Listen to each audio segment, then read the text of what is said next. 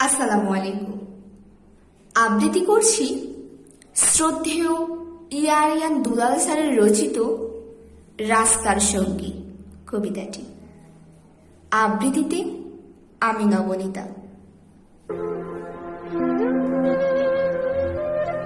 আমি রাস্তার সঙ্গী, আমি বাঁকা পথের ভঙ্গি, আমি ধুলোবালি পথে ঘাটে, আমি কলঙ্কিনী, আমি পথচারী শিশুর শরীরের ঘাম,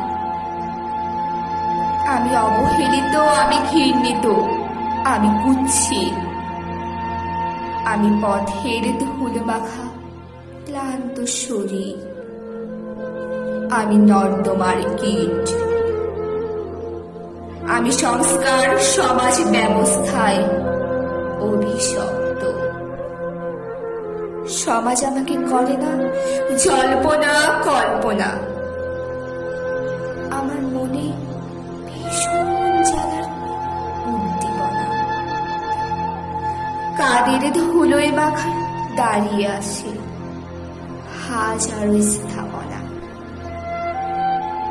তুমি বদ্ধ ঘরে কাকে কি শোনাও, সে কি শুনবে? তার মন পাথরের দেয়াল ভেদ করতে পারবে না। আমি বলি সেই পথের প্রদীপ পথচারী, হাহাকার আর্তনাদ অসহায় বেচারি। আমি ঘুরি ভব ঘুরে, তুমি ডাকো উচ্চ স্বরে।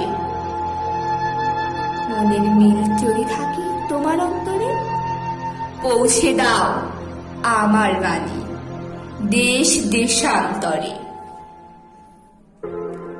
হাহাকার শুনে আসো পথে প্রান্তরে, বিভীষিকাময় জ্বালাময় অগ্নিকণ্ঠে।